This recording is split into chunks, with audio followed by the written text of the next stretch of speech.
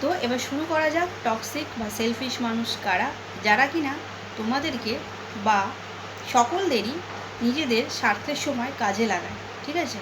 আর মুশকিল হয় এই কলিযুগে যারা কিনা খুবই সৎ আর খুবই সরল ও সাদাসিধে মনের মানুষ, যাদের কিনা সহজ ভাষায় বলে না যে সাদা মনে কোনো কাদা নেই, ঠিক আছে। তো এইসব মানুষের সত্যি কথা বলতে গেলে এই কলিযুগে খুবই বলতে গেলে সাবধান হয়ে থাকতে হবে। আর নিজেদের চারদিকে একটা লক্ষ্মণ রেখা, যাকে কিনা বলা হয় বাউন্ডারিজ, লক্ষ্মণ রেখা একটা টেনে রাখতে হবে, একটা শক্তমক্ত, ঠিক আছে, যেখানে কিনা এইসব ধরনের মানুষগুলো তাদেরকে কোনো হার্ম পৌঁছাতে যাতে তারা যাতে না পারে, ঠিক আছে। তো এবার স্টার্ট করি সেই সব মানুষগুলো কারা। তো সবার আগে বলে রাখি, তোমরা যারা স্টুডেন্ট, যারা অফিসে যারা চাকরি করো, যারা ঘরে থাকো, ঠিক আছে, সবারই আশেপাশে সোশ্যাল কান্ট্রিতে কেউ না কেউ থাকে।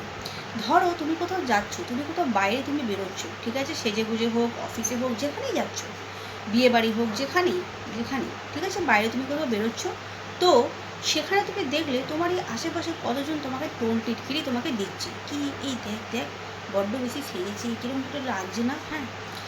তখন তুমি কি করবে? তাদের সাথে তুমি কি তুমি ঝগড়া করতে যাবে? তুমি কি তাদের সাথে কোনো রকম ঝামেলা করতে যাবে, মারামারি করতে যাবে? তুমি যদি এইগুলো করে থাকো, তাহলে আমি বলবো তুমি একদম ভুল কাজ করছো, একদম ভুল কাজ করছো। এরকম কাজ কিন্তু করো না। কেন বলো তো? তারা ওই সবের জন্যই আছে, তোমাকে তোমার ভালো কাজ কখনোই তারা কখনো করতে দেবে না। হয়তো গিয়ে দেখোই না তাদের বাড়িতে তাদের কোনো কাজবাজ নেই, সবসময় এইসব মানুষদের কী করে হ্যান্ডেল করতে হয় জানো তো? কিচ্ছু মুখে বলবে না, সবসময় ইগনোর করবে। এবার তুমি বলবে যে দিদি বা বোন, আমি কতদিন ধরে এদেরকে আমি ইগনোর করবো বলো তো? আমি তো এদেরকে অনেক দিন ধরেই সহ্য করে যাচ্ছি, এরা তো আমাকে সবসময় এইভাবে করেই বলে।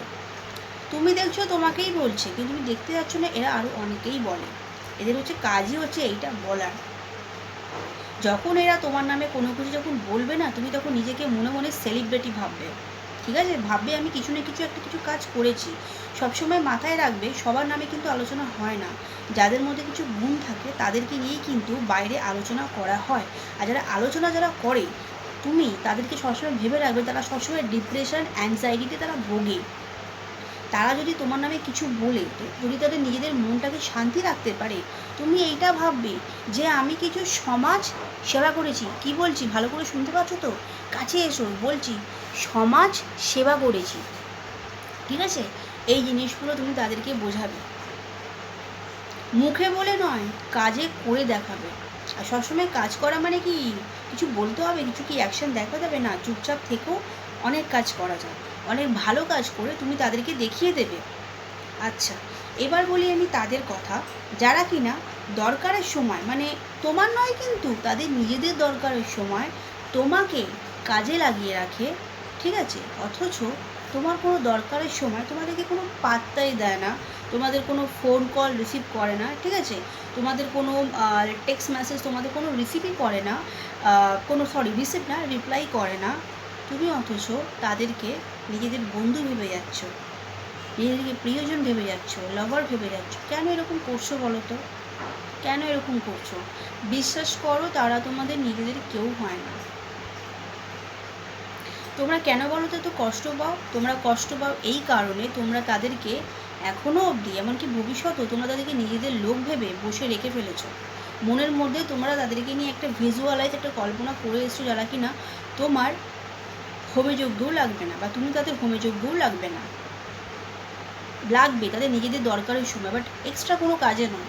যেমন হলো তারা কোথাও ঘুরতে গেল, তুমি দেখছো তোমার হোয়াটসঅ্যাপ স্ট্যাটাসে ছবি দিচ্ছে, ফেসবুকে তারা আপলোড করছে, অথচ তারা তোমাদেরকে বলেনি। যেই তুমি তাকে জিজ্ঞাসা করতে যাচ্ছ, কী রে আমাকে তো তুই তো বলিসনি তুই অমুক জায়গায় ঘুরতে গেলি, তমুক জায়গায় তুই সিনেমা দেখতে গেলি, তখনও বলবে ও জানিস তো আমাদের না সাডেনলি না প্ল্যান হয়ে গেছে রে, তোকে না বলা হয়নি। ও হ্যাঁ, তোর যাওয়ার ইচ্ছা ছিল না? ও হো, আমি না বলতে ভুলে গেছি, কি করি বলতো? ইস, আচ্ছা আচ্ছা, শোন শোন, পরের বার যখন যাবো না তোকে নিশ্চয়ই বলবো, হ্যাঁ পরের বার, ঠিক আছে। এই কালকে একটা প্ল্যান হয়ে জানিস, তোকে তোকে বলবো, তুই না 4:30 নাগাদ তুই রেডি হয়ে যাস, আমি তোকে বাড়িতে তোকে আমি নিতে যাব। কি হবে জানো তো? তুমি রেডি হয়ে থাকবে, আমি বলছি শোনো, তুমি রেডি হয়ে থাকো, তুমি দেখতে পাবে সে তোমাকে বলবে না। খুব কমজন মানুষ আছে যারা কিনা তোমায় বলবে, খুব কমজন মানুষ আছে। আর এইসব মানুষগুলো না খুব ডেঞ্জার হয়। তাই বলছি, আমি এখনও বলছি তোমাদের আশেপাশে সবথেকে ভালো বন্ধু আছে কে বলো তো? কে? এইটা অ্যান্সারটা তোমরা আমাকে কমেন্ট বক্সে জানিও যে আমি অ্যাকচুয়ালি তোমাদের ওই আসল বন্ধু কাকে মিন করতে চাইলাম। আমার যেটা মনে হবে যে সঠিক অ্যান্সার দেবে, আমি সেই বিষয় নিয়ে আমি একটা ভিডিও নিশ্চয়ই বানাবো। তাহলে তোমাদেরকে নিশ্চয়ই কিন্তু তার জন্য আমার ভিডিওর মধ্যে কমেন্ট, লাইক, শেয়ার, সাবস্ক্রাইব করতে হবে এরকম টাইপের আরও কিছু ভিডিও পেতে গেলে। তাহলে তোমরা বুঝেই গেলে টক্সিক মানুষ কারা, সেলফিশ মানুষ কারা। যারা টক্সিক তারাই আসলে সেলফিশ, আর যারা সেলফিশ তারাই আসলে টক্সিক। এবার আমি তোমাদেরকে কিছু একটু কথা বলে রাখি, ঠিক আছে? তো এই বিষয়টা নিয়েও আমি পরে ভিডিও বানাবো, যেটা কিনা হচ্ছে সেলফ লাভ, ঠিক আছে? দেখো, সেলফিশ মানেই যে সবাই যে বিষাক্ত তা কিন্তু নয়। সেলফিশ কিন্তু নিজেও হওয়া যায়। কীভাবে করে জানো তো? সেলফিশ মানে আমি এইটা বলতে চাইছি না যে তুমি অন্যকে তোমার নিজের কাজে লাগিয়ে তাকে, তার যখন দরকার তুমি তাকে ছেড়ে দেবে, না, এইটাকে আমি কিন্তু বলছি না। সেলফিশ মানে আমি এই কথাটা বলছি, যারা কিনা তোমায় একবার ইউজ করে, আই মিন যারা কিনা, তোমাকে আমি একটা উদাহরণ দিয়ে বোঝাচ্ছি, ঠিক আছে? এর আগেও আমি বললাম, আমি আবারও আরেকটা নতুন কোনো উদাহরণ দিচ্ছি। ধরো তুমি স্কুল কলেজে তুমি একদিন গেলে না, অমুক জায়গায় তুমি ঘুরতে গেলে, ঠিক আছে? তো সেই নাও দিতে পারে, মানে তোমার ডাইরেক্টলি বলে দিল যে আমি দেবো না, ঠিক আছে? তো এইসব মানুষ হচ্ছে সেলফিশ আর টক্সিক। তাদের মনের মধ্যে তোমাকে নিয়ে জেলাসি ফিল করে, ঠিক আছে? আর দ্বিতীয় কথা হলো, তুমি যখন রেজাল্ট বেরিয়ে তুমি যখন পাশ করবে, ঠিক আছে, তুমি যখন বলবে যে আমি পাশ করেছি এত নাম্বার পেয়ে, তোমার আশেপাশের বন্ধুরা দেখবে এরকম রিয়াকশন দেবে। কেউ বলবে হ্যাঁ সত্যি তুই খুব পাশ করেছিস, তাই না? কেউ বলবে তুই 70% পেয়ে তুই পাস করেছিস না, 63% পেয়ে তুই পাস করেছিস না, 95% পেয়ে তুই পাস করেছিস না, ও খুব ভালো ভালো, হুম হুম।